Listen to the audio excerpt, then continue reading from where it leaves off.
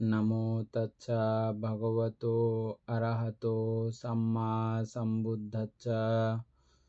জগৎপূজ্য মহাকারণিক তথাগত সম্যক সম্বুদ্ধ শ্রীচরণে কৃতজ্ঞ প্রণাম নিবেদন করে পুণ্যপারমিতে অংশগ্রহণকারী সকল উপাসক উপাসিকাগণের নিরোগ দীর্ঘায়ু সুখী জীবন তথা জ্ঞান বিমণ্ডিত জীবন কামনায় শুরু করতে চলেছে আজকের অভিধর্ম চর্চা ক্লাস।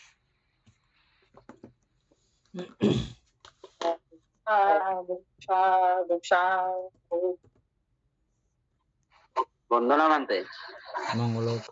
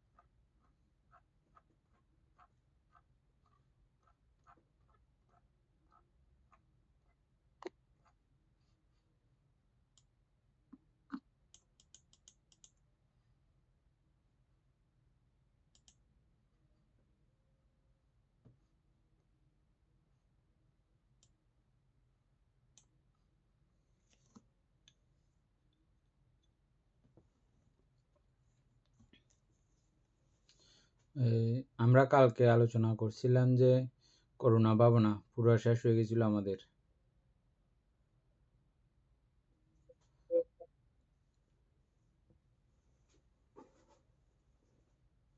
আজকে আমাদের কি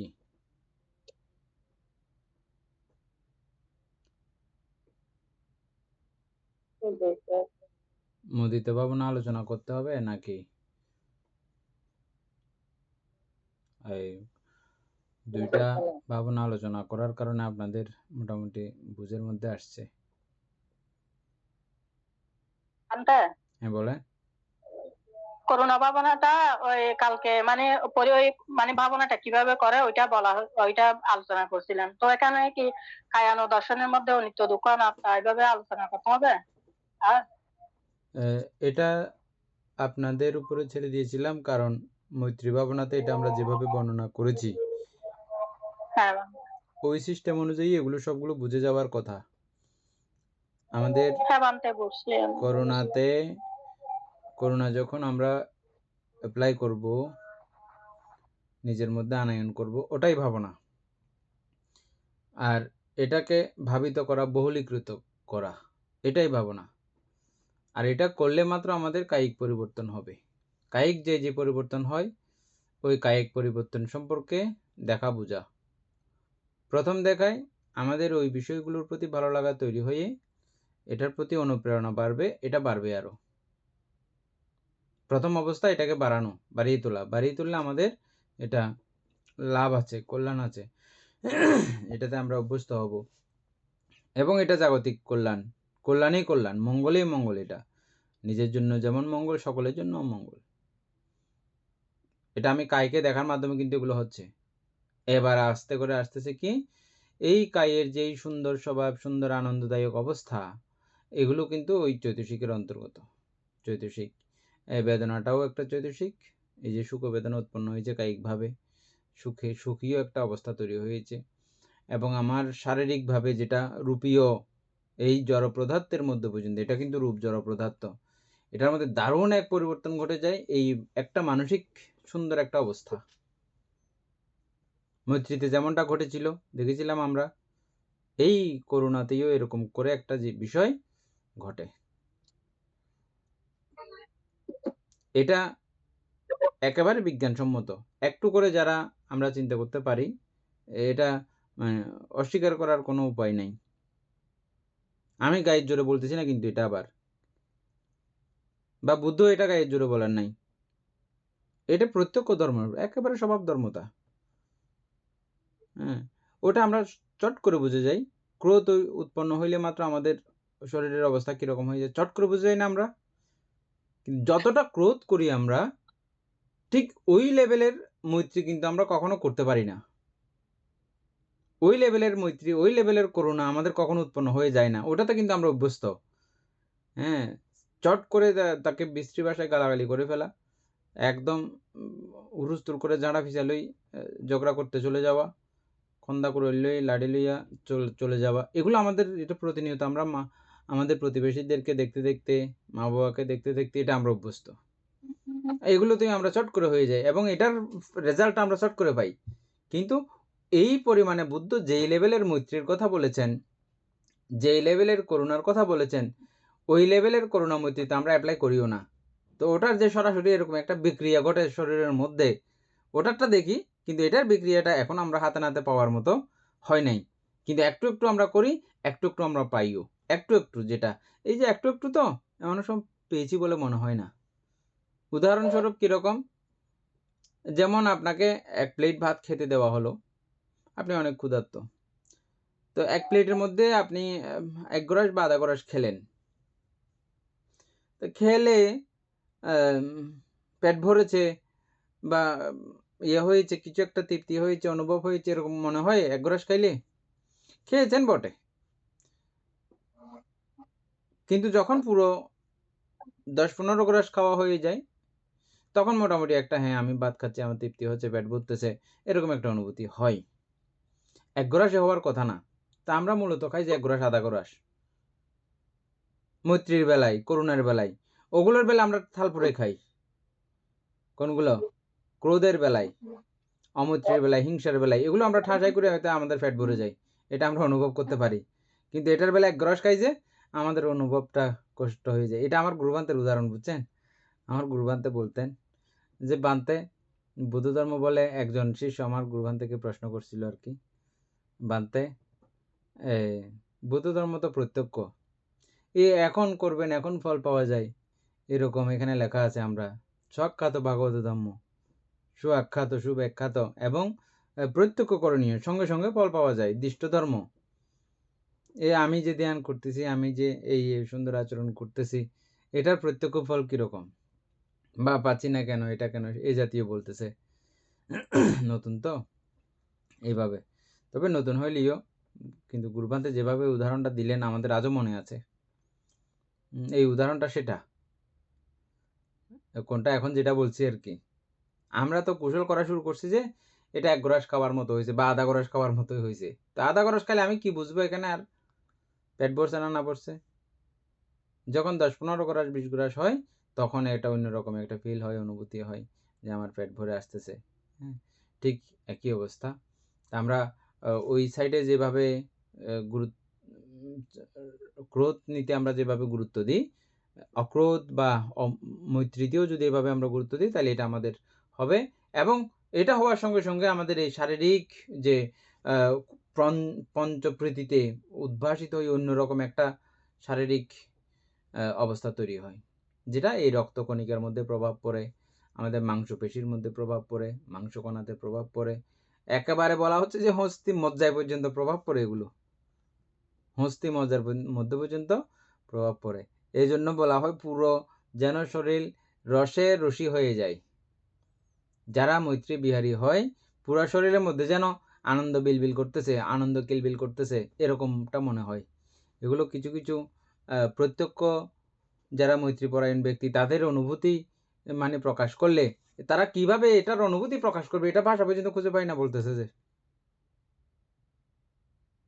কিভাবে এই মৈত্রীপরায়ণতার, মৈত্রীর সুখের বা করুণার সুখের দেবে এটা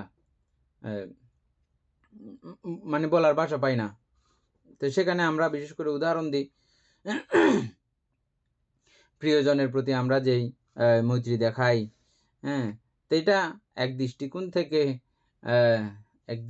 থেকে এটা মৈত্রী, করুণা, আবার আরেক দৃষ্টিকোণ থেকে সেখানে কিন্তু আমাদের লোভের শতভাগ না থাকলেও লোভের একটা ৮০% আমাদের বিদ্যমান থাকে। সন্তানকে ভালোবাসা দেওয়ার সময়, প্রিয়জনকে ভালোবাসা দেওয়ার সময় ৮০% সেখানে কিন্তু লোভ জমা থাকে আমাদের। বা স্বার্থ জমা থাকে। স্বার্থ মানে লোভ আর কি, তৃষ্ণা আর কি, আসক্তি আর কি। নাকি থাকে না, নাকি অস্বীকার করে ফেলবেন। এগুলো ভয়ঙ্কর কথা, হ্যাঁ?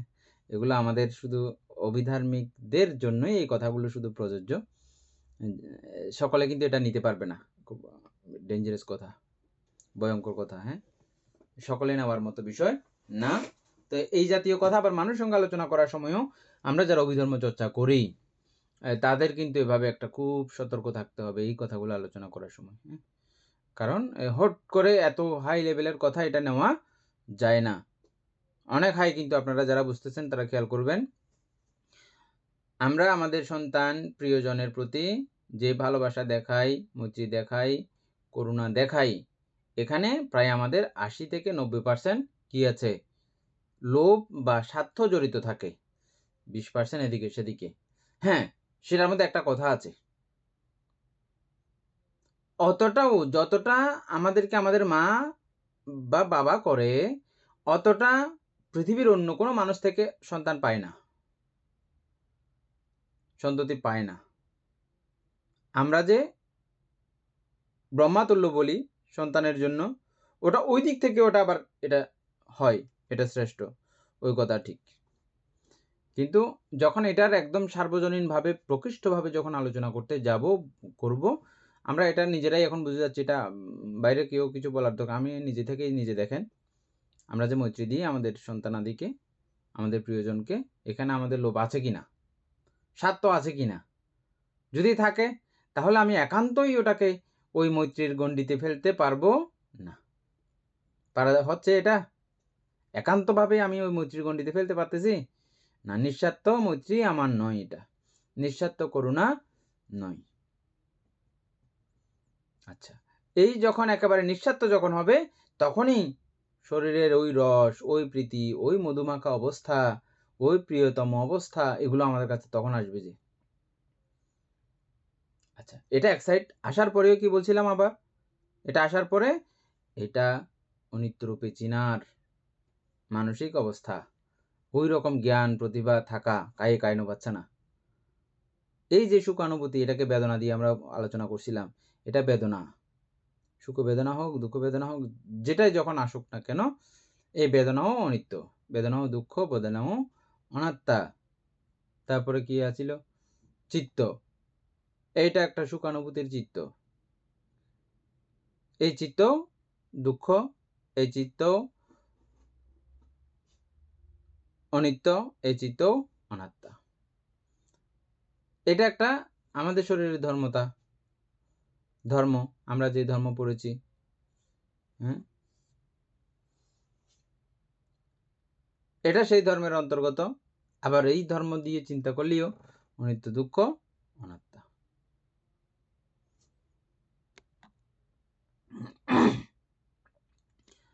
আচ্ছা, তাহলে আমরা আলোচনা করতেছি যে আজকে এগুলো মানে বাকি কাজগুলো আপনাদেরকে করতে দিয়েছিলাম, এটা আপনারা নিজে থেকে করে ফেলতে পারবেন। সেজন্য মুদিতা সম্পর্কে আমাদের উপাসক দীপেন বাবু, আমরা আগে বহুবার আলোচনা করেছি মুদিতা কি জিনিস, খুব পুঙ্খানুপুঙ্খানুভাবে আমরা জানি। আমরা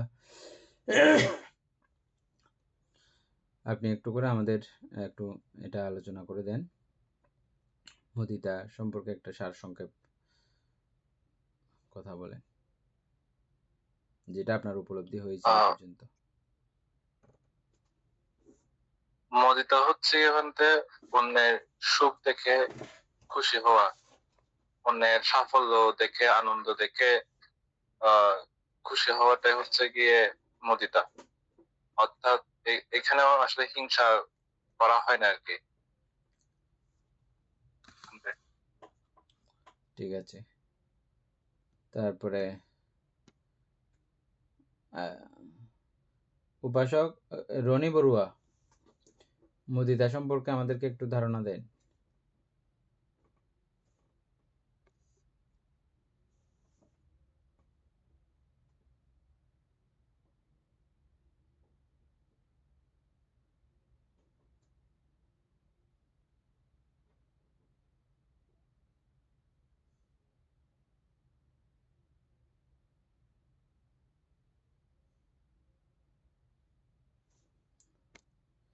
আপনার তো মিউট করা, কোথায়, ওই তো। কাটি গেছে মনে হয়।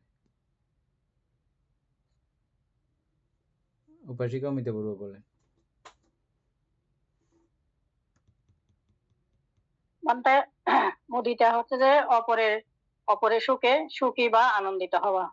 তো এখানে মানে এখানে ঈর্ষা নয়, আনন্দ করা। মুদিতা অর্থ হচ্ছে যে অন্যের সুখ সাফল্য দেখে আন্তরিকভাবে আনন্দিত হওয়া। কারো ঠিক আছে, অর্থাৎ কেউ পরীক্ষায় ভালো করলে মানে আনন্দিত হয়ে সাধুবাদ দেওয়া, এটাই মুদিতা। এনে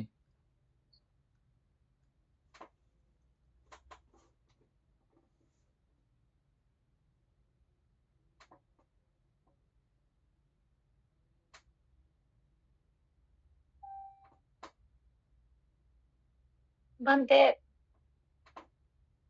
মুদিতা তো আমরা জানি যে অর্থাৎ মানে নিজের বা অন্যের সুখে সুখী হওয়া। তো এবং সেটা সুখটা আসলে কিভাবে যে মানে কিভাবে অন্যের সুখে সুখী হওয়া, সেটার বিপরীত হচ্ছে যে অর্থাৎ আমরা যে হিংসা বা ঈর্ষান্বিত যে চৈতসিকটা আছে ওইটার বিপরীত যেটা, ওইটাই হচ্ছে যে মুদিতা।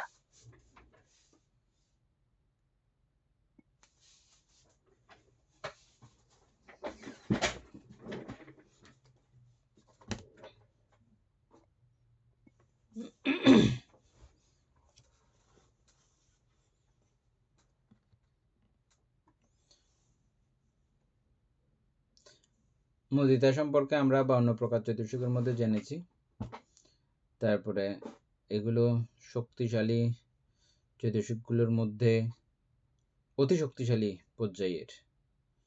এগুলো এমন শক্তিশালী যে, যেমন আমরা মৈত্রী নিয়ে আলোচনা করতে গিয়ে পুরো মৈত্রীকে কেন্দ্র করে পুরো বৌদ্ধ ধর্ম আচরিত হতে পারে, হ্যাঁ, ওই রকম একটা পর্যায়ে আমরা আলোচনা করেছি।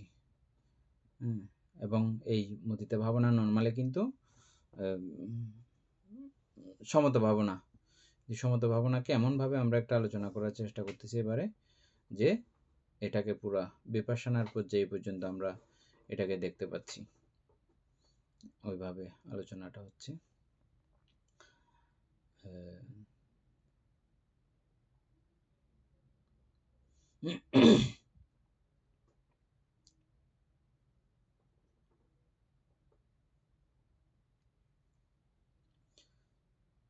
এটাকে আমরা ওখানে অপ্রমেয় চৈতসিকের মধ্যে পেয়েছিলাম। অপ্রমেয় কেন বলা হয়েছিল? যে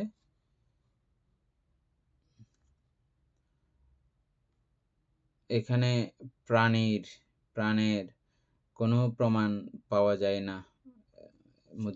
মুদিতা অপ্রমেয়।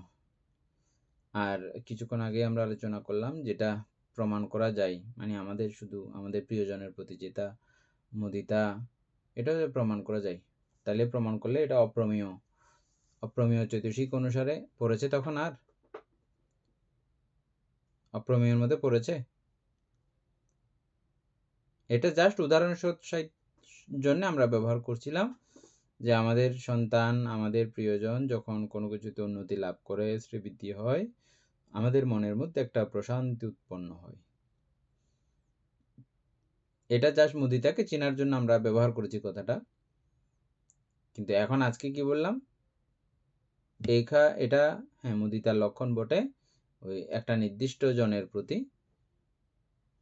এটা মুদিতার মধ্যে সেভাবে পড়ে না। কেন পড়ে না?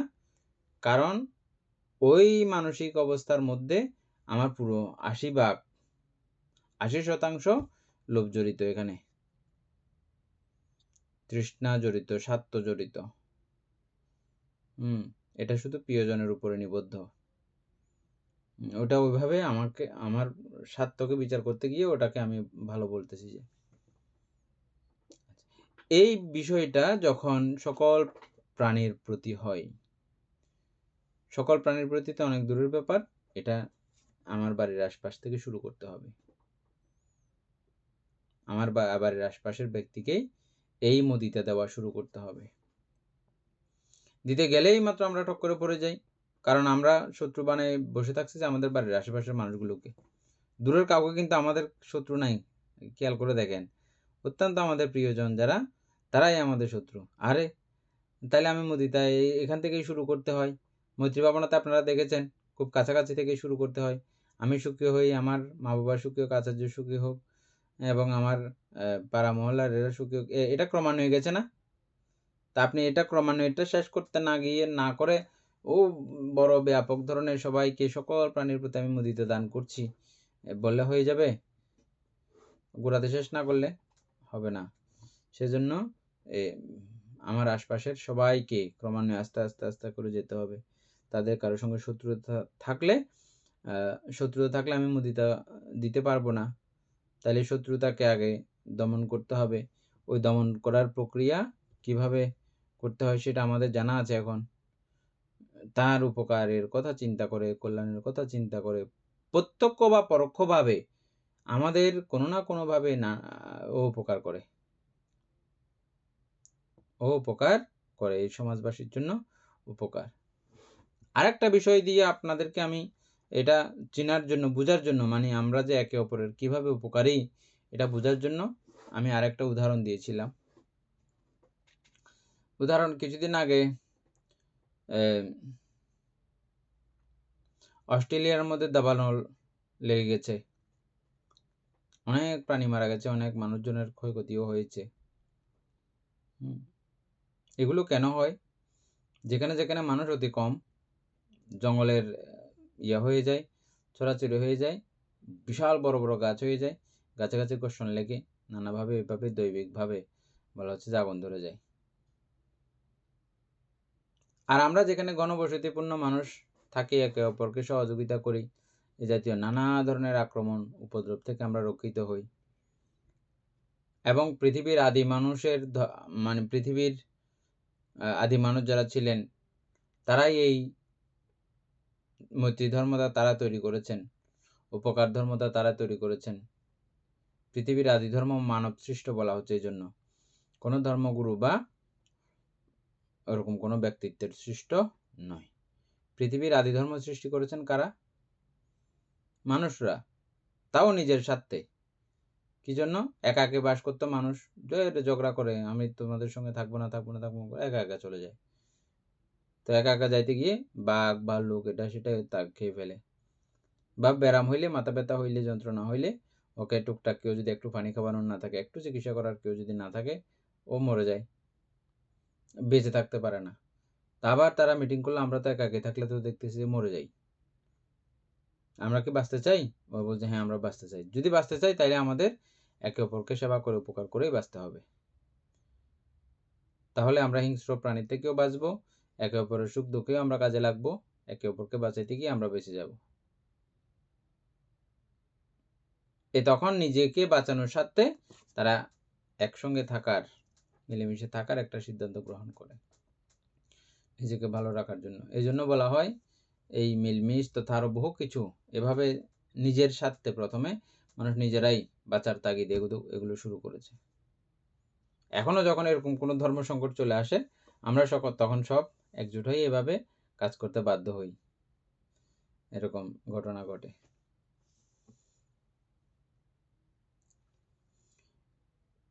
এই প্রক্রিয়াগুলো দিয়ে বিচার করলে, এগুলো জাস্ট আমি একটু একটু করে বললাম, এগুলো বললে আমাদের মাথার খুলে যাবে, জট খুলে যাবে।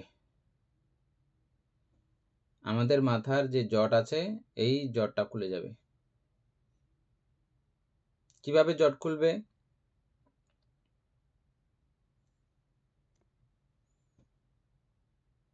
ওই যে উপকার করেছে এগুলো তখন আমাদের আস্তে আস্তে আস্তে আস্তে মাথায় আসতে শুরু করবে।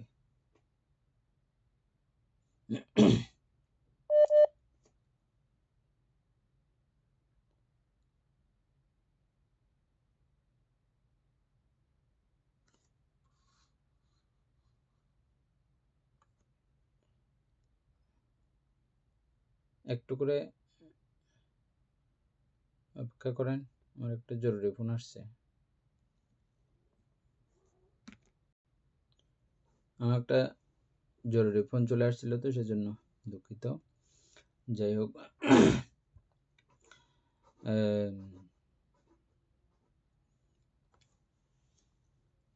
আমরা তাহলে মুদিতার পর্যায়টা পুরো আমরা এখন আমাদের একটা পুরো বোঝা হয়ে গেছে। এটা পুরো লোভ মুক্ত এবং হিংসা মুক্ত যেভাবে থাকবে, আবার লোভ মুক্তও থাকতে হবে। লোভ এবং হিংসা দুটাই মুক্ত থাকবে এই মুদিতা মধ্যে, বুঝছেন?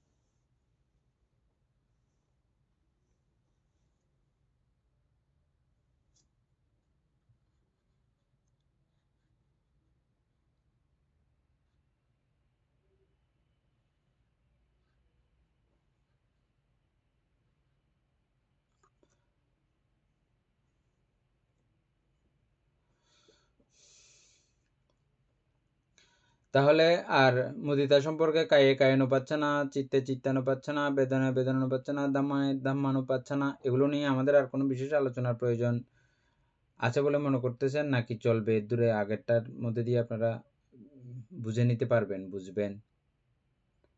অমিতা বড়ুয়া, কি মনে হয়? আমরা এমনি বুঝতেছি, তবু বলে একটু সংক্ষেপে করে বলেন। যেটা বললাম এখন কায়ানুপাচ্ছানা তো অলরেডি আমাদের বলা শেষ। কায়ের যে অপূর্ব অনুভূতি, হ্যাঁ হ্যাঁ, এটা হ্যাঁ অবশ্যই পাবো আমরা। আমি ওটা পাওয়ার জন্য অতটা আমাকে গ্রাস করতে হবে, অতটা খেতে হবে। ভাতের কথা দিয়ে উদাহরণ দিলাম, অতটা না খেলে আমার ওই কায়িক ওই প্রশান্তি, ওই প্রীতি আসবে না। তাহলে ওটা ওই প্রীতি আসলে আমাদের এটার প্রতি গভীরতা, এটার আগ্রহ বাড়বে। প্রথম অবস্থা আমাকে আগ্রহ বাড়াইতে হবে, তারপরে এটা বাড়াইলে আমাকে ওই ক্রমান্বয়ে প্রথম ধ্যান থেকে বাড়তে বাড়তে বাড়তে বাড়তে আমাদের মুদিতা ভাবনা তো পঞ্চম ধ্যানিক না? উপাসিকা এনি বড়ুয়া, মুদিতা ভাবনা পঞ্চম ধ্যানিক কি?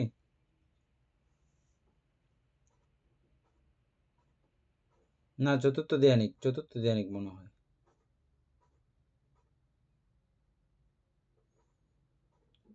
অমিতা বড়ুয়া জানেন মুদিতা ভাবনা চতুর্থ ধ্যানিক না? আমরা আমি এটা জানি না মানে। পড়ছিলাম তো, আমরা কিছুদিন আগে এটা পড়ে গেছিলাম না? কোন এগুলো লিখে রাখতে হবে খাতায় একটা করে। চারি অপ্রমেয়, এটা চতুর্থ ধ্যানিক সম্ভবত। পঞ্চম ধ্যান লাভ করা যায় না চতুর্থ ধ্যান পর্যন্ত। যাই হোক, মুদিতা ভাবনাকে ব্রহ্মবিহারও বলে না? হ্যাঁ, ব্রহ্মবিহার তো বটেই, ব্রহ্মবিহার তো বটেই। পঞ্চম ধ্যানিক না চতুর্থ ধ্যানিক, এটা বলছিলাম যে, মানে চতুর্থ ধ্যান পর্যন্ত লাভ করা যায় নাকি পঞ্চম ধ্যান পর্যন্ত লাভ করা যায়, এটা চতুর্থ পর্যন্ত। হ্যাঁ, চতুর্থ ধ্যান পর্যন্ত। মুদিতা ভাবনা হচ্ছে চতুর্থ ধ্যান পর্যন্ত। সূত্রপিটক অনুযায়ী তৃতীয় ধ্যান পর্যন্ত। হ্যাঁ, সূত্রপিটক অনুযায়ী, হ্যাঁ, এখানে একটা কথা আছে, এখানে একটা কথা আছে, সূত্রপিটক অনুযায়ী তৃতীয় ধ্যান, অভিধর্ম পিটক অনুযায়ী চতুর্থ ধ্যান। হ্যাঁ, এটাও মাথায় রাখতে হবে। আচ্ছা, তো সেটার আলোচনা কিন্তু আমাদের হয়েছে, কেন তৃতীয় ধ্যান, কেন চতুর্থ ধ্যান, এগুলো কিন্তু আমরা বিস্তারিত একটা আলোচনা করেছি। প্রক্ষান্তরে দুইটা একই, প্রক্ষান্তরে আবার আলাদা আলাদাও বটে। আচ্ছা, তো চতুর্থ ধ্যান হোক বা তৃতীয় ধ্যান হোক, আমাদের মূল সার বিষয় সেটা নয়। সেটা থেকে আমাদের উদ্দেশ্য লক্ষ্য হচ্ছে যে নির্বাণের দিকে যাওয়া। নির্বাণে যাবার জন্য এটা অত্যন্ত গুরুত্বপূর্ণ একটা মানসিক অবস্থা, এটা আমাদের বানাইতে হবে। বানানোর জন্য এই কায় প্রশান্তিটা অবশ্যই লাগবে, এবং কায় প্রশান্তির পরবর্তীতে আবার কায়ের এই অনিত্যতা, বেদনার অনিত্যতা, এবং চিত্তের অনিত্যতা, ধর্মের অনিত্যতা, দুঃখতা, অনাত্মতা দেখার মাধ্যমে আমাদের পুরো বিপস্যি বিশেষভাবে দর্শনও এই এটার মাধ্যমে হয়ে যায় আমাদের। কায় দর্শন, বেদনানুদর্শন, চিত্তদর্শন, ধর্মদর্শন সব এই একটা বিষয়ের মধ্য দিয়ে হয়ে যায়। তখন আর ধ্যানের পর্যায়ে থাকতেছে না, তখন আমি সরাসরি বিপাশনার দিকেই আমার গতিবিধি হয়ে গেল। আচ্ছা, তারপরে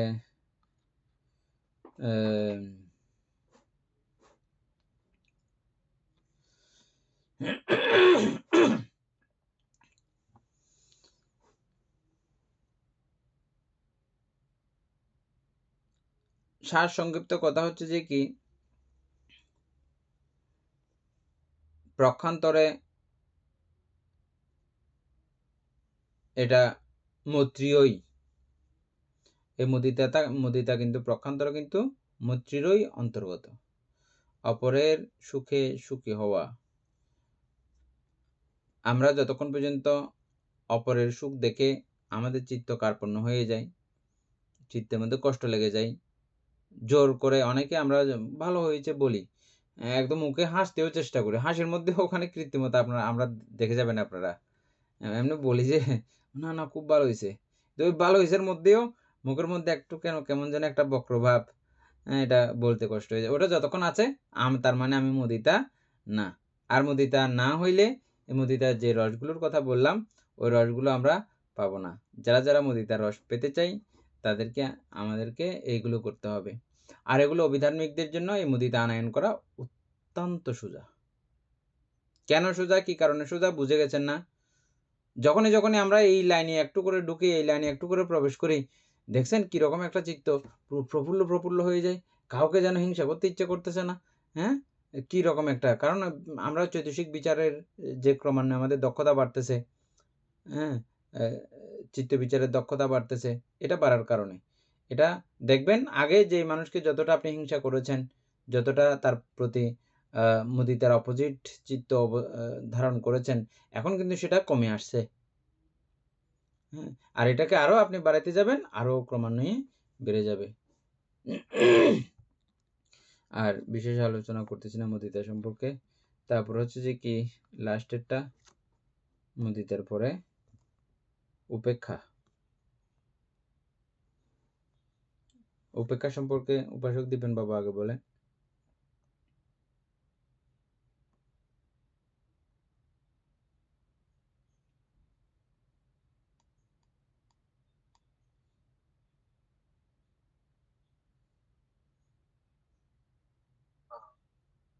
উপেক্ষা সম্পর্কে আমার তো ইয়া নেই, তবে এতটুকু জানি এটা হচ্ছে একটা খান্তি বলতে যেটা বুঝে আর কি, যে মানে কষ্ট পাইলেও সেটাকে ইয়া না করা আর কি, সেটাতে স্থির থাকা, এরকম।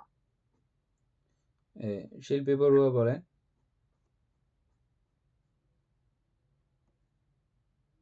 উপেক্ষা হচ্ছে যে সুখ না ঠিক দুঃখ না, আমি ঠিক বলতে পারবো না। মানে সুখ না দুঃখ না মানে স্থির থাকা, মানে এক জায়গায় ওরকম। এমনি খুব ভালো হয়েছে বুঝছেন, এই যে উপেক্ষা নিয়ে আমরা বহুভাবে আলোচনা করেছি, আমরা চৈতসিকের মধ্যে খুব বিস্তারিত আলোচনা করেছি এগুলো না, চৈতসিকের মধ্যে।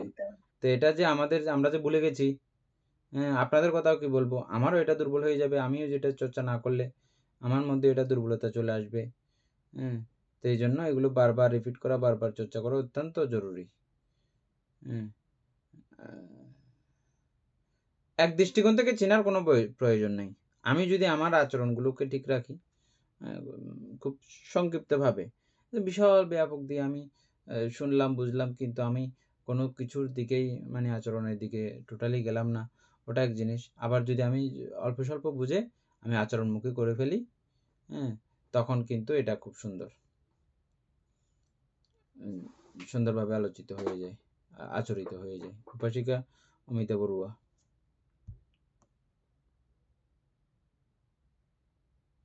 বলতে উপেক্ষা ভাবনাটা হচ্ছে যে সমভাব, অর্থাৎ যার সবাই নিজ নিজ কর্মফল ভোগ করে, তো যে মানে আমিও আমার কর্মফল ভোগ করতেছি, যে সবার সব প্রাণী সবাই মানে নিজের কর্মফল গুলো ভোগ করে। এখানে আমি মানে আমার মনটা স্থির রেখে শান্ত রেখে আমি মানে যেভাবে কর্মফল ভোগ করুক না কেন আমি সমভাব বজায় রাখবো। তারপরে উপাসক জ্ঞানেশ্বর সিংহ।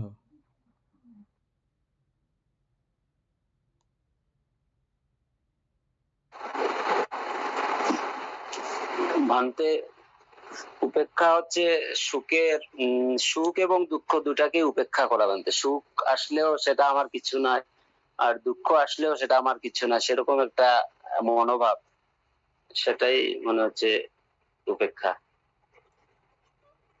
উপাসক পুতুল বাবু।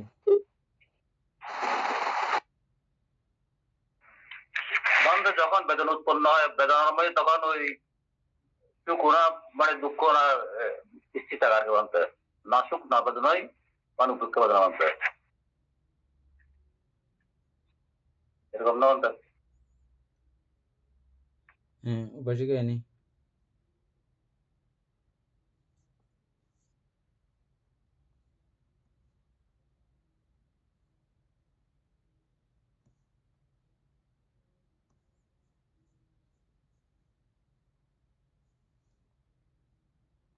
ভান্তে হ্যাঁ, ভান্তে বলেন। ভান্তে বলছিলাম এই যে স্থিতিপ্রজ্ঞ একটা শব্দ, মানে মানে আমার হঠাৎ করে মনে পড়ছে যে সকল অবস্থায় মনের একই অবস্থা, সেটা কি উপেক্ষা? স্থিতিপ্রজ্ঞ যেটা বলে, আচ্ছা ঠিক আছে, আমরা সুখ আসলে কোনো পরিবর্তন হচ্ছে না আমার, বা দুঃখ আসলেও কোনো মনের পরিবর্তন হচ্ছে না আমার, যেটা মনের যেটা স্থিতি, যেটা আমার বেদনা, সেটা একই প্রকার একই অবস্থায় আছে, স্থিতিপ্রজ্ঞ সেটা। ঠিক আছে, আমরা সবকিছু মিলিয়ে আলোচনা শুনবো। আমাদের উপাসিকা এনে বড়ুয়া এগুলো খুব ভালো করে জানে।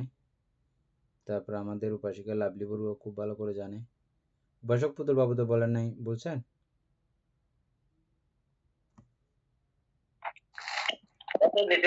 কর্মসুখীতে জ্ঞান হয় চিত্তের উপেক্ষা। কর্মসুখে অর্থাৎ শেষে বুক করবে এরকম একটা। আচ্ছা, এটা বলছেন কর্মসুখ বেদনা। ঠিক আছে, এনে বিস্তারিত করে এটা একটু বলো।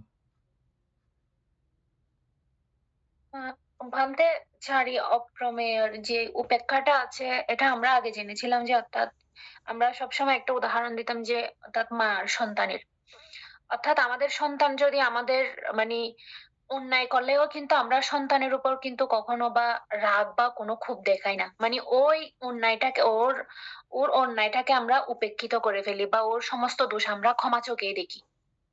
তো ঠিক নিজের সন্তানের ক্ষেত্রে হলে আমরা যেরকম সেটা দেখি, ঠিক অন্যজনের সবার ক্ষেত্রেও যদি আমরা যদি সমানভাবে যেটা দেখি, অন্যায় হোক বা ইয়া হোক, সেটা ওই মানে সমানভাবে সমান চোখে দেখাটাই হচ্ছে যে উপেক্ষা।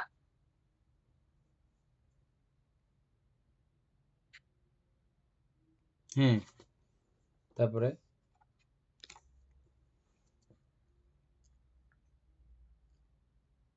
ভান্তে এতটুকুই। ভান্তে আরেকটা বিষয় আমরা আলোচনা করেছিলাম, তবে আমার ওইটা আসলে মনে পড়ছে না, শুধু এই উদাহরণটাই মনে আছে। উপেক্ষা নরমালি 10 প্রকারের উপেক্ষার কথা আমরা বিবিধভাবে আলোচনা করেছিলাম। এখানে আমাদের উপাসিকা শিল্পী বড়ুর কাছে লেখাইও আছে 10 প্রকার উপেক্ষাগুলো। যদি লেখা না থাকে এ নিয়ে গ্রুপে পাঠিয়ে দিচ্ছি, এখন আপনারা এগুলো লিখে নেবেন। উপেক্ষা 10 প্রকার আছে মূলত। ব্রহ্মবিহারের উপেক্ষাকে এটা আলাদা করা হয়, আলাদা বলা হয়। নির্বাণটাও এক প্রকারের উপেক্ষা। আবার তত্র মধ্যস্থতা যেটা বলি, এটাও উপেক্ষা, তত্র মধ্যস্থতা। তারপরে সুখ বেদনা, দুঃখ বেদনা, উপেক্ষা বেদনা, এটা বেদনাজ উপেক্ষা। আবার ওই তত্র মধ্যস্থতার উপেক্ষা, এটা জ্ঞানজ উপেক্ষা। এই জ্ঞানজ উপেক্ষাটা আবার প্রত্যেক জায়গায় আছে। জ্ঞানজ উপেক্ষার পর্যায়টা এই ব্রহ্মবিহারের এটার মধ্যেও আছে। জ্ঞানজ মানে এটা জ্ঞান থেকে জন্ম হবে, যে আমার জ্ঞানজ মানে জ্ঞান থেকে জন্ম হওয়া।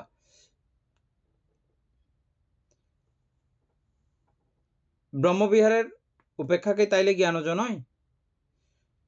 জ্ঞানে জ্ঞানীয় তফাৎ তারতম্য আছে, কে কোন লেভেলের জ্ঞান অর্জন করে ওই ব্রহ্মবিহার চর্চা করবেন। হ্যাঁ, এটার মধ্যে একটা ইয়ে আছে। আমরা সহজভাবে বোঝার জন্য, উপেক্ষাকে বোঝার জন্য প্রাথমিকভাবে আমরা কিছু উদাহরণ অবলম্বন করেছি। আমরা না, এটা বুদ্ধ ভগবানই দিয়েছেন আমাদেরকে চিহ্নিত করানোর জন্য, উপেক্ষাকে বোঝানোর জন্য। যেমন মা এবং সন্তান দিয়ে, সন্তান এত তালিমালি করে, এবং আমরা মায়ের পেটের মধ্যে থাকা অবস্থায় কি পরিমাণে যে দুঃখ দিয়েছি মাকে, এটা মা ছাড়া কাউকে বলে বোঝানো সম্ভব না। যারা যারা মা আছেন তারা জানবেন যে শুধু বাবাকে কত রকমের যন্ত্রণা আমরা পরবর্তী কাল থেকে দিতে থাকি। হ্যাঁ, এবং অনেকে মনে করে মায়ের গর্ভে আছে, বাবার গর্ভে থাকাকালীন কি আর বাবাকে কষ্ট পায়? এটা বাবা কতটা কষ্ট পায়, কতটা যন্ত্রণা পায়, তখন কতটা মস্তিষ্কে ধারণ করে যন্ত্রণা, এটা বাবা ছাড়া আর কেউ কিন্তু বুঝবে না। আবার বুঝছেন, মানে এটা বলে দিচ্ছি যে মা বাবা দুজনের সমতা রক্ষা করার জন্য। অনেক সময় মায়েরা মনে করেন আমি এখানে সেরা সন্তান ইয়ার করার প্রেক্ষিতে। আমি এই কথাটা কিন্তু বারবার বলি। মা সন্তান ধারণ করে গর্ভে, বাবা সন্তান ধারণ করে মস্তিষ্কে।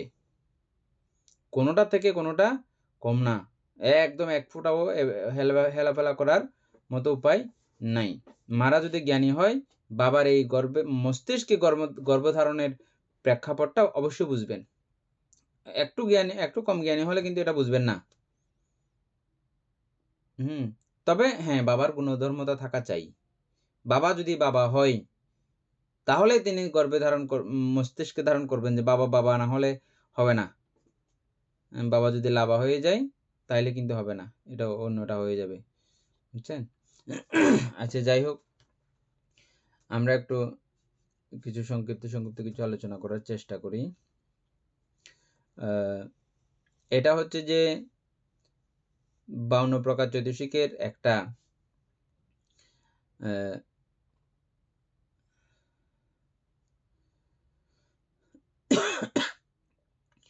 এবং অত্যন্ত মহৎগত চিত্ত, এগুলোকে মহৎগত চিত্তের অন্তর্গত বলা হয়েছে না? ব্রহ্মবিহার মানেই হচ্ছে কি মহৎগত চিত্ত না? আমরা যেটা পড়ছিলাম মহৎগত চিত্ত, মহাজ্ঞাতা চিত্তান্তি পাজানাতি। চিত্ত যখন মহৎগত হয়, মহৎগত কিভাবে, এই মানসিক অবস্থা যখন উৎপন্ন হয় কারো, তখন তিনি মহৎগত চিত্তের অধিকারী। এটা সেই দৃষ্টিকোণ থেকে। আচ্ছা, তারপরে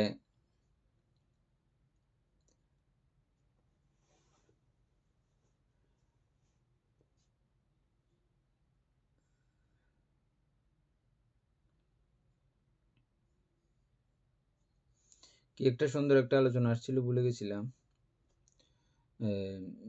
কথাটা পুরো সাথে সাথে আর বাকিগুলো চলে যায়। আমি মনে করছিলাম এনে পুরো সুন্দর করে বলবে করে। আচ্ছা, একটা সাইড আমরা তাইলে আলোচনা করি। প্রথম হচ্ছে যে ব্রহ্মবিহারের সাইড, এটা আমরা প্রথমে হচ্ছে যে সুখ কামনা করা, দ্বিতীয় হচ্ছে যে দুঃখ পাইলে দুঃখের সঙ্গে সমবেদনা পোষণ করা, তৃতীয়ত দেখলাম যে কি আমরা সুখী হইলে আনন্দিত হওয়া, উল্লাসিত হওয়া, আনন্দ অনুভব করা। এখন তৃতীয়ত হচ্ছে যে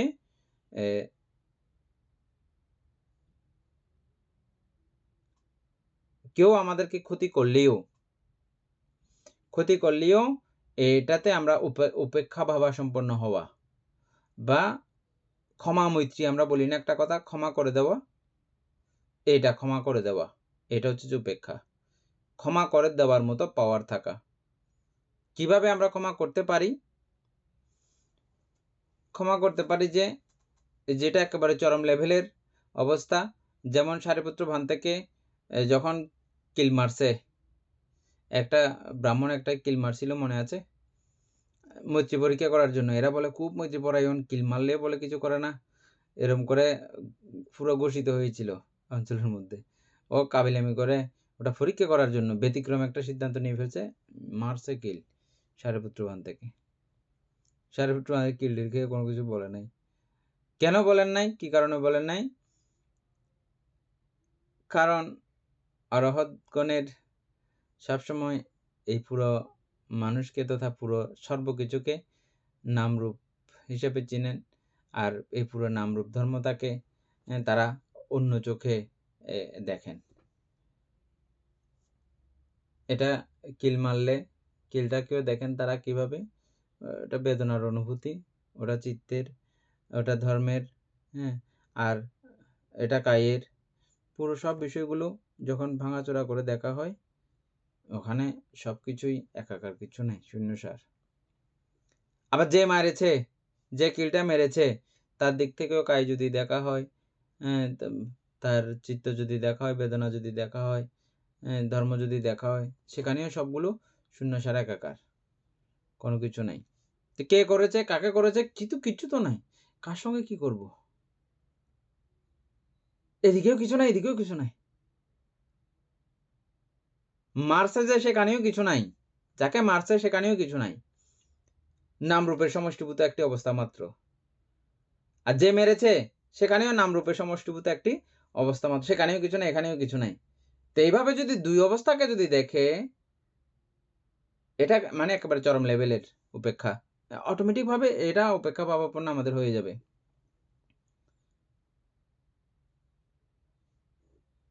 হওয়ার কারণগুলো বলছি, এটা মানে এই পর্যায়ে আপনারা বোঝার মতো অবস্থা আছে বলে এগুলো বলছি। আমরা এই যে অনাসক্তির একটা কথা বলি প্রায় সময়।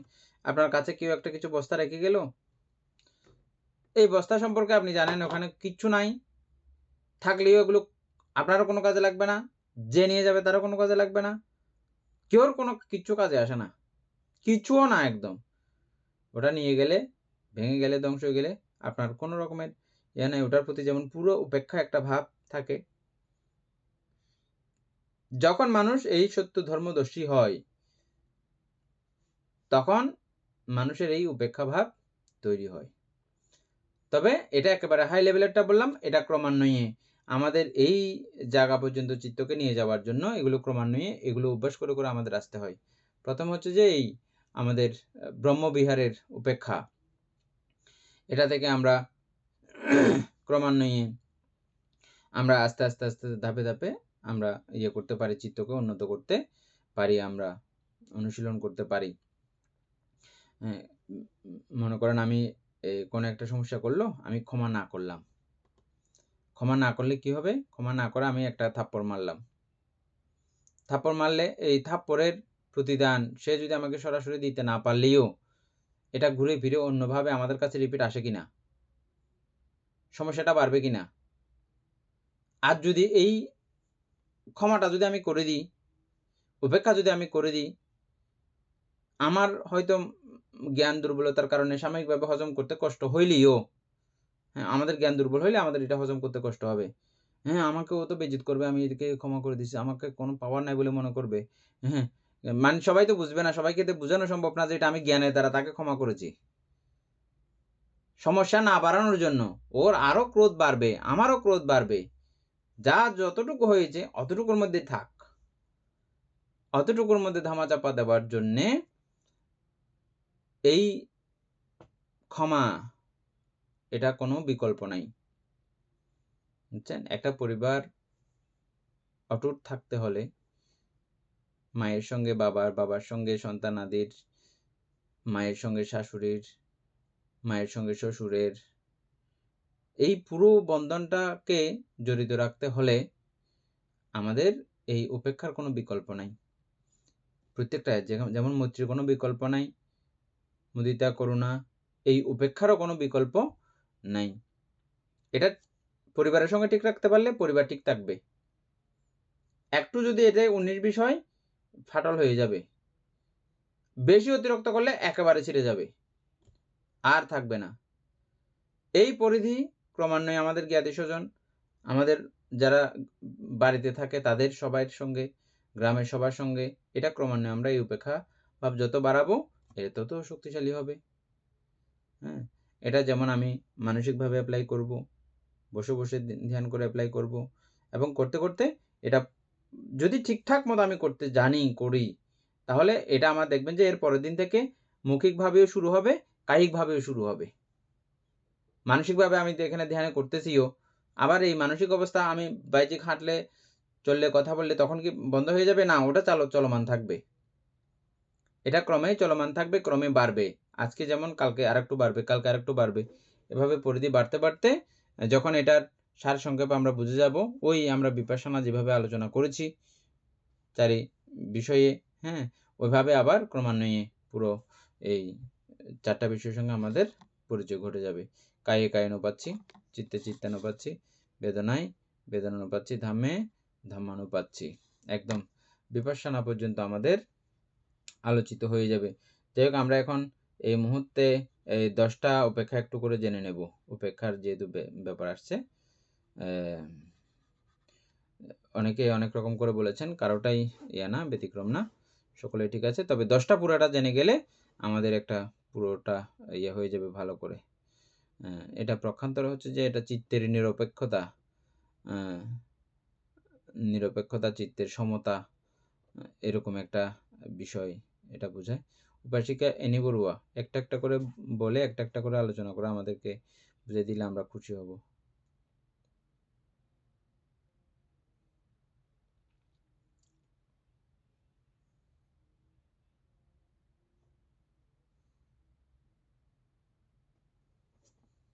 আছে না নাই? উপাসিকা এনি বড়ুয়া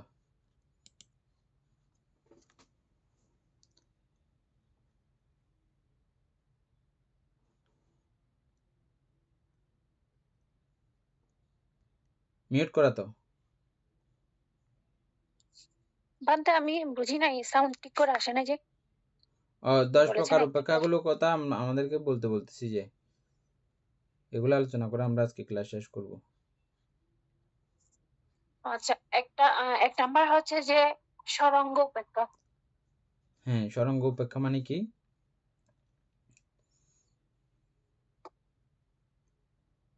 যেটা আমরা 6 অঙ্গর একটা জেনেছি। উপাসিকা শিল্পী বড়ুয়া, অমিতা বড়ুয়া এগুলো কিন্তু লেখার বিষয়। হ্যাঁ, আগে আপনাদের লেখা আছে বোধহয়। সরঙ্গ উপেক্ষা। হ্যাঁ বান্দা আমরা এমনি থেকে লিখে রাখছিলাম আমরা। হ্যাঁ, সরঙ্গ উপেক্ষার কিন্তু সঙ্গে আমরা ওগুলো আলোচনা করেছিলাম। বলেন আলোচনাটা। বিশ্লেষণ গুলো জানি না। জানেন না? বিশ্লেষণ গুলো এনি সরঙ্গ উপেক্ষা বলো। সরঙ্গ উপেক্ষা হচ্ছে যে অর্থাৎ এটা অরহৎ যারা হয়েছেন ওনাদের এই উপেক্ষা, কারণ ওনাদের যে কোনো কিছু বা সুখ বেদনা হোক, দুঃখ বেদনা হোক, এক কথায় হচ্ছে যে 6টি ইন্দ্রিয়, ইন্দ্রিয়ের দ্বারা ওনাদের কোনো কিছুই আর সুখ বা দুঃখ কোনো অনুভূতি হয় না, সবকিছু ওনারা উপেক্ষিত করে ফেলেন। এটা হচ্ছে যে সরঙ্গ উপেক্ষা। আচ্ছা, আমি পাল্টা প্রশ্ন করতেছি, সরঙ্গ উপেক্ষাকে শুধু অরহতরা করতে পারে নাকি অন্যান্য মানুষও করতে পারে? অরহতদের সরঙ্গ উপেক্ষা হচ্ছে যে ওইটা মানে ওনারা সবসময় সেটা ওনাদের মধ্যে থাকে, আর যারা মানে আমরা যারা পৃথকজন যারা ওনারাও করতে পারেন ধ্যানের মাধ্যমে সেটা, তবে সেটা যতক্ষণ পর্যন্ত ওনাদের ধ্যান অবস্থা যতক্ষণ পর্যন্ত থাকে ততক্ষণ পর্যন্ত ওনারা ওইটা উপেক্ষিত করেন। অসাধারণ করে বলেছে না? অর্থাৎ আমি চোখে রূপ দেখেছি, এই রূপটার যথাকাণ্ড যথা অবস্থা যদি আমার বিচারের ক্ষমতা থাকে, আমি রূপে কি হয়েছি? বিরাগী হয়েছি। রূপের যথা বিষয় দর্শন করার কারণে আমি পুরো রূপে উপেক্ষিত হয়েছি। রূপ কার মাধ্যমে দেখেছি? চক্ষু মাধ্যমে, চক্ষু ইন্দ্রিয়। তাহলে আমি এই চক্ষুকেও যখন এভাবে দেখব, চোখের সমস্ত বিষয়কে যখন এভাবে দেখব, তাহলে এটা এক অঙ্গ। এভাবে বাকি 6টা মিলে গেছে, মিলাতে পারছেন? নাকের মধ্য দিয়ে আসুক, কানের মধ্য দিয়ে আসুক, মনের মধ্য দিয়ে আসুক, যেখান দিয়ে আসবে আসুক, এই বিষয়ের মধ্যে যখন আমার এই এটা প্রত্যয় সহযোগে সৃষ্ট ধর্ম মাত্র, এটা কার্যকারণ উৎপত্তি হচ্ছে, আবার কার্যকারণের অভাবে এটা উৎপত্তি হয় না। কার্যকারণের ওই উল্টো কার্যক্রম উৎপন্ন হলে এটা বিনাশপ্রাপ্ত হয়ে যায়। উল্টো কার্যক্রম উৎপন্ন হোক বা না হোক, উৎপন্ন হওয়া বিষয় মাত্রই বিলয়ধর্মী। কারণ উপস্থিত হইলে এটা উপস্থিত হবে, কারণ নাই উপস্থিত হবে না। ওই বিষয় যখন দেখে যাবে তাইলে এই সরবিষয়ে আগত বিষয়ের প্রতি যেই উপেক্ষা এটাকে বলা হয় সরঙ্গ উপেক্ষা। তারপরে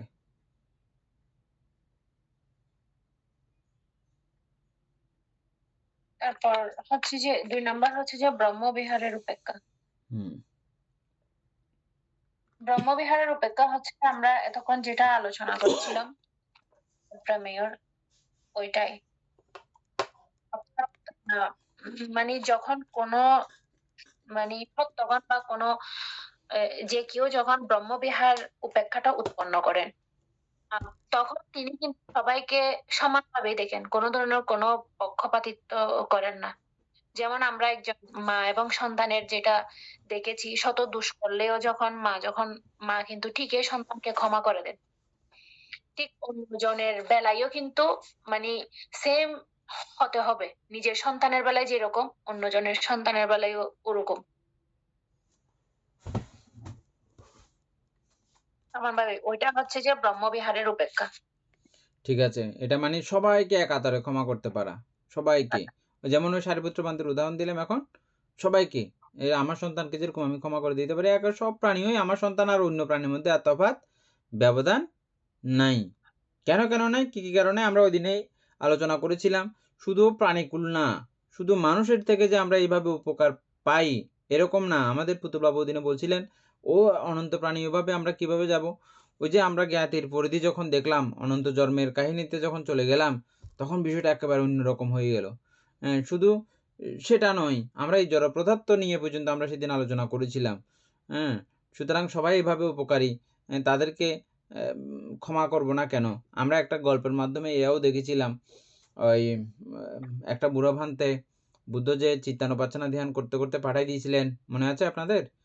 মাতিকাম্মা উপাসিকার গল্প বলছিলাম, যে বুড়া ভান্তে আসছিল, যে আসতে চাচ্ছিল না, যে বুদ্ধ জোর করে পাঠাইছেন যাও। তারপরে উনি চিত্তানুপাসনা ধ্যান করতে করতে আসছিলেন, মা উনি ঋদ্ধি যখন পাইছেন, ওনার দেখতেছে বউ মারি ফেলছে আরো পরকীয়ার কারণে। তখন বউয়ে বা ওই উপাসিকাটা তখন ও বান্তেকে দেখতেছে কি করতেছিল, মা বান্তে দেখতেছে এগুলো চিন্তা করতেছে, কি সাংঘাতিক। তখন বান্তেকে ওখানে বসে ঘরে বসেই বলতেছে যে আরেকটু আগে দেখেন। আরেকটু আগে যখন দেখছে, তখন দেখতেছে যে উনি আবার নিজের জীবনের বিনিময়ে ওনাকে বাঁচাইছে। এইভাবে আমরা কখন কার উপকার করি, কখন কার ব্যতিক্রম করি, কোনো হিসাব নিকাশ নাই। কুসংস্কার ধর্মের উৎপত্তি বিলয় মাত্র, উদয় বিলয় মাত্র। তো এইভাবে বিচার করার মাধ্যমে সবাইকে আমরা ক্ষমা করতে পারি, সবার থেকে কোনো না কোনোভাবে উপকার পাই, কল্যাণ পাই। ওই দৃষ্টিকোণ বিচার করলে সবাইকে আমরা ক্ষমা করতে পারি। আবার দোষ করলেও সময় খামাখায় দোষ দেখছি যে আর কি, দোষ দেখলেও এটা ও করতেছে না, ওর কার্যকারণে এটার কারণে এটা হয়েছে, এটার কারণে এটা হয়েছে, এটার কারণে এটা হয়েছে। যে কেউ আপনার প্রতি ক্রোধ হলো আর কি, আপনি ক্রোধটাকে ভালো করে দেখেন, এ কেন ক্রোধ হয়েছে, আপনার প্রতি হিংসা করেছে, কেন হয়েছে, কেন হিংসা করেছে সে, ও কারণগুলো সবগুলো দেখেন। খুব এটা মজার একটা ইন্টারেস্টিং দেশনা আছে, খুব আমার বেশি ভালো লাগে এটা। মানে এগুলো চিন্তা করলে আসলে সঙ্গে সঙ্গে ক্রোধ আসার কোনো উপায় থাকে না। আমি কাউকে যে ক্ষমা করব না, এ ক্ষমা না করার কোনো উপায় থাকে না।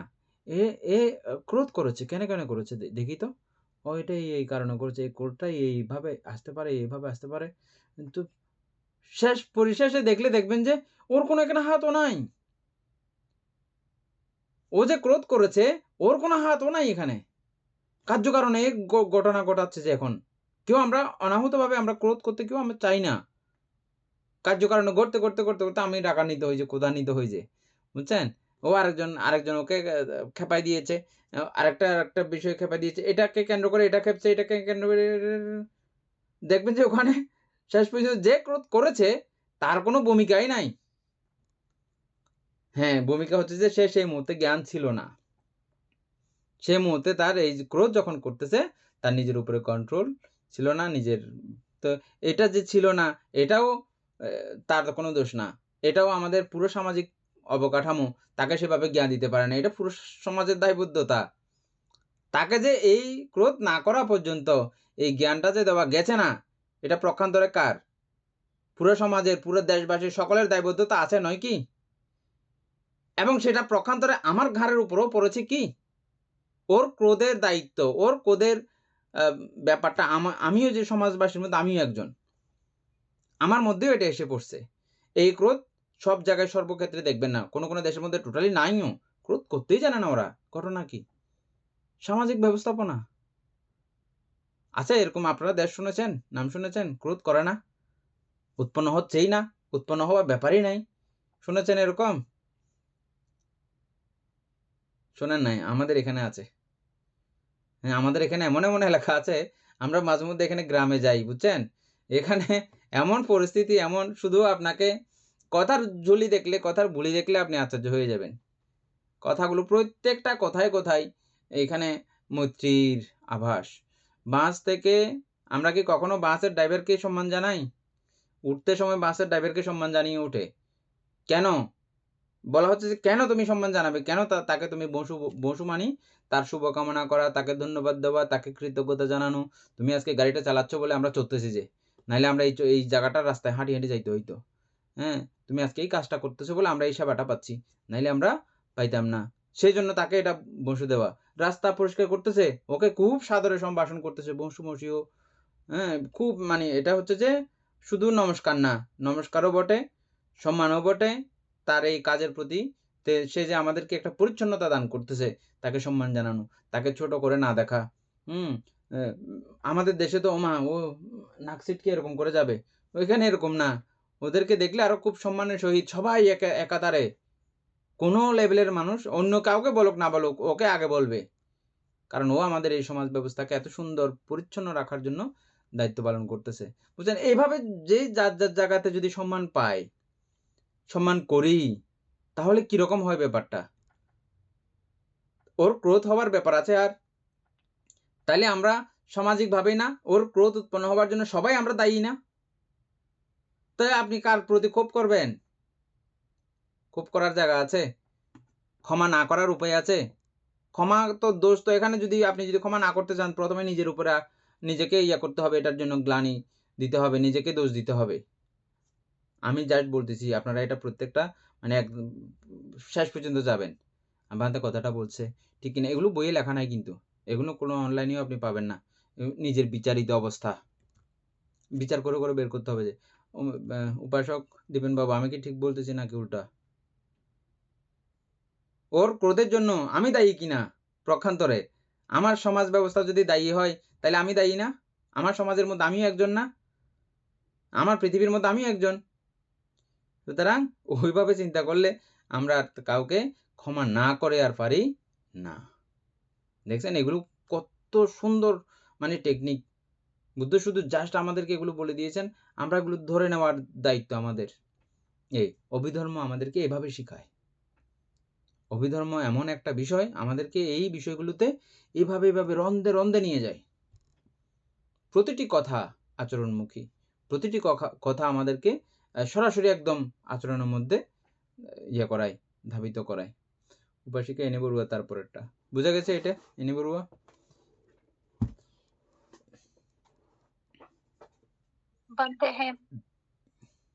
এগুলো কি ভাবনা করা যাবে? আমাদের এই আলোচনাগুলোর মাধ্যমে ভাবনা কি হবে? এমন ভাবে আমি আলোচনাগুলো করার চেষ্টা করতেছি, ভাবনা না করলেও জোর করে হতে হবে, করতে না চাইলেও জোর করে হতে হবে। এটা আমি এখন করুণা ভাবনা পক্ষে ভাবনা করতেছি না, কিন্তু আমার বলা জোরে হলেও এগুলো চলে আসে। বুদ্ধের আলোচনাগুলো এমন ছিল, মানে আপনি করতে চাইবেন না, এটা বাধ্য হবেন আপনি করতে, বাধ্য। কারণ আমি নিজের ভালো কে না চায়? ফাগলিও নিজের ভালো চায়। কথা আছে না একটা, ফাগলিও নিজের ভালো চায়। এখানে নিজের ভালো চাইতে চাইলে আমি তাকে ভালো চাইতে হবে, তাকে ভালো রাখতে হবে। এটা সিস্টেম। ইনি তারপরেরটা হচ্ছে যে বুদ্ধাঙ্গ উপেক্ষা। সপ্ত বুদ্ধাঙ্গের উপেক্ষা। হ্যাঁ। সপ্ত বুদ্ধাঙ্গের উপেক্ষা হচ্ছে যে ওই যে তত্র মধ্যস্থতা, এটার সঙ্গে সংযোগ আছে। তারপরে আমাদের সুখ বেদনা দুঃখ বেদনা সহ সমনুষ্য দমনুষ্য সবকিছুর মধ্যে ওই যে সমভাবাপন্না, এটা যেমন অনিত্য হয়ে যাবে ওটাই অনিত্য হয়ে যাবে, এটা যেমন থাকবে না ওটাও থাকবে না, উপেক্ষাটাও থাকবে না, কোনো রকমের বেদনা এখানে বিদ্যমান থাকবে না। হ্যাঁ, এবং সব কিছুর অনিত্যতা উপলব্ধি করে সব কিছুর প্রতি বিরাগময় চেতনা ধারণ করে এই উপেক্ষা। এটা আমরা সপ্তবুদ্ধাঙ্গের মধ্যে একেবারে হাই থেকে লো পর্যন্ত, পুরা লো থেকে হাই পর্যন্ত পুরো আমাদের আলোচনা হয়েছিল। আমরা মনে আছে আমাদের সপ্তবুদ্ধাঙ্গ যখন আলোচনা করেছিলাম সপ্তবুদ্ধাঙ্গের মধ্যে, এখানেও কিন্তু আবার সপ্তবুদ্ধাঙ্গের বললে উপেক্ষা বললে আবার কোনো কিছু তখন আর বাদ থাকবে না।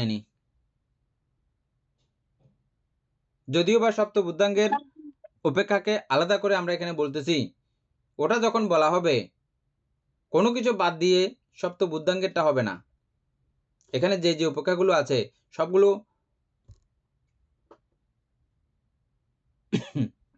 একটা দুইটা বাদ দিয়ে, বিশেষ করে সমনুষ্য দমনুষ্য উপেক্ষা ওটা বাদ দিয়ে আর বাকি 9 প্রকারের উপেক্ষা সবগুলো নির্বাণের সঙ্গে সহমত পোষণ করতেছে। খেয়াল করছো কি এটা? বেদনাজ উপেক্ষা ছাড়া আর সবগুলো আমাদেরকে নির্বাণের পথ বাতলে দেয়। এটা কি ঠিক কিনা আমরা সবগুলো দেখলে এখন বুঝে যাব। তারপরে হচ্ছে যে বীর্য উপেক্ষা হচ্ছে যে ওই যে যখন না এখানে দুনিয়ার দুঃখ কষ্ট যন্ত্রণা আমি আজকে শেষ করে ফেলবো, সমস্ত দুঃখ কষ্টের অবসান আজকে করে ফেলবো, অতিরিক্ত হাই পাওয়ারফুল বীর্য হয়ে যায়, একদম লড়ে না সরে না কিচ্ছু না। একজন ওই পাহাড়ে উঠে গেছিল, একজন ভান্তে উঠে গিয়ে একদম সিঁড়ি দিয়ে উঠছে, সিঁড়িটা লাথি মেরে ফেলে দিছে, সিঁড়িটা কষ্ট করে বানাইছে। এখন এখান থেকে একমাত্র আমার ঋদ্ধি উৎপন্ন হইলে ধ্যান লাভ করলেই এখান থেকে নামা সম্ভব, নাইলে আর নামাও হবে না, কিছু হবে না, একেবারে চিরন্তন এই জন্মের মতো আমার শেষবারের মতো ধ্যান। ওখানে বসে গেছিলেন, ওখানে শেষ পর্যন্ত মারাও গেছেন, মারা গিয়ে অবশ্য উনি কোনো অপায়গতি হয় নাই, সরাসরি ধ্যানস্থ অবস্থাতেই মরে স্বর্গে গেছিলেন। স্বর্গের মধ্যেও ওখানে এমন একটা মানসিক অবস্থাতে উনি জন্মগ্রহণ করেছেন, ওখানে ধ্যানে বসা অবস্থায় জন্মগ্রহণ করেছেন দেবতা, এবং চুপচাপ আছে। দেবীরা ওখানে পরিষ্কার পরিচ্ছন্ন করতেছে, ওনার যারা পরিচারিকা হিসেবে জন্মগ্রহণ করেছে পরিষ্কার পরিচ্ছন্ন করছে। উনি মনে করছে যে বিহারে কোনো উপাসিকার আসছে, পরিষ্কার পরিচ্ছন্ন করতেছে, পুণ্যকর্ম করার জন্য আসছে, চুপচাপ আছে। অনেক সুন্দর সুন্দর কথা আছে কিছু, যাই হোক বলছি না। এটা বীর্য অধিক্য যখন হয়ে যায়, এরকম না, এই বীর্য অধিক্যতাকে ত্যাগ করে সমতা এবং শিথিলও না অধিক বীর্যও না, এই দুইয়ের মধ্যে সমতা রক্ষা করে চলা। এটা এত ভালো করে এগুলো আলোচনা করা দরকার বলে মনে করতেছি। এ নিয়ে আজকে কি আর বলবো, অনেক টাইম হয়ে গেছে, নাকি কালকে একটু করে আলোচনা করে এটা শেষ করবো? হ্যাঁ, কালকে আলোচনা করতে হবে ভান্তে। এটা প্রত্যেকটা উপেক্ষায় কিন্তু হচ্ছে যে সমঝোতা, মানে সমানভাবে সবকিছুকে দেখা, সমানভাবে সবকিছু ইয়া করা, সমানভাবে সবকিছুর মধ্যে একটা সমভাবাপন্ন হওয়া, সমদৃষ্টিকোণ দর্শী হওয়া, এটা। আচ্ছা যাই হোক, কালকে আমরা একটু একটু সবগুলোকে টাচ দিয়ে তারপর আমরা এই চারি অপ্রমেয়ের বিষয়টা শেষ করব। যাই হোক, এটা আমাদের যদিও বা আমরা একেবারে প্রত্যেক দিন আলোচনা করি তো, প্রায় সময় শুনি তো, এটা আমাদের কাছে একেবারে মানে গৌণ একটা বিষয় বলে মনে হয়েছিল, কিন্তু এবারে আমরা একটু করে ভেঙে চুরে আলোচনা করতে গিয়ে আমাদের সবার কাছে আশা করি ভালো লাগা তৈরি হয়েছে। আমার কাছে বিশেষ করে ব্যক্তিগতভাবে অনেক ভালো লেগেছে। আপনাদের কাছে কীরকম লেগেছে আমি জানবো না। এরকম করে অনেক ছোটোখাটো বিষয়ের মধ্যে অনেক গভীর কিছু লুকিয়ে থাকে। যাই হোক, সদ্ধর্মপ্রাণ প্রিয় উপাসক উপাসিকা বৃন্দ, এতক্ষণ যাবৎ আমরা অভিধর্ম চর্চা করেছি, এতে আমাদের অপ্রমেয় পুণ্য সাধিত হয়েছে। এই পুণ্যরাশি অনন্ত চক্র সত্যগণকে দান করছি, গুরুভান্তি দেহকে দান করছি, মাতা পিতাগণকে দান করছি, এবং এই পুণ্যের কাছে আমরা প্রত্যেকে প্রার্থনা করব নির্বাণ লাভ অবধি অসৎ ব্যক্তি মূর্খ ব্যক্তি পাপমিত্রের সংসর্গ লাভ না করে সদা সর্বদা জ্ঞানদর্শী কল্যাণ মিত্রের সান্নিধ্য সংসর্গ লাভ করতে সক্ষম হয়ে এরূপ সাধু কামনা পোষণ করে আজকের মতো ক্লাস এখানে সমাপ্ত করছি। সাধু